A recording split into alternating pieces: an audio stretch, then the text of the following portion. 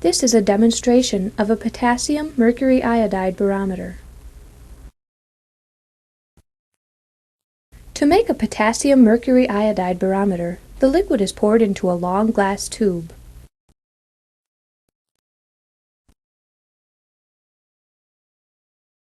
It will take approximately 1 liter of solution to fill the barometer. Air bubbles are forced to the top by tapping the tube. The tube is topped off with a dropper.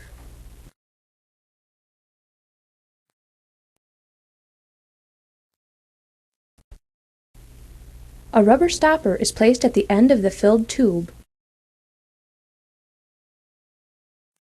and the tube is stood up while holding the stopper in place.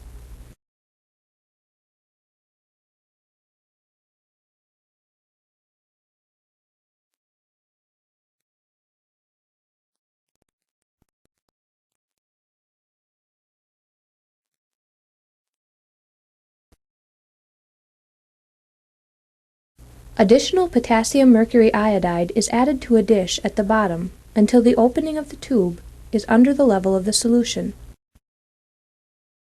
The stopper is removed and the solution flows out until the pressure of the surrounding air is equal to the pressure exerted by the solution at the bottom of the column.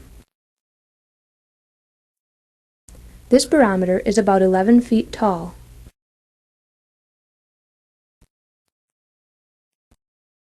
A mercury barometer is about 2.2 feet tall.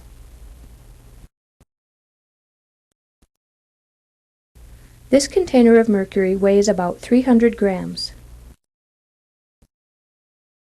A different volume of potassium mercury iodide also weighs 300 grams.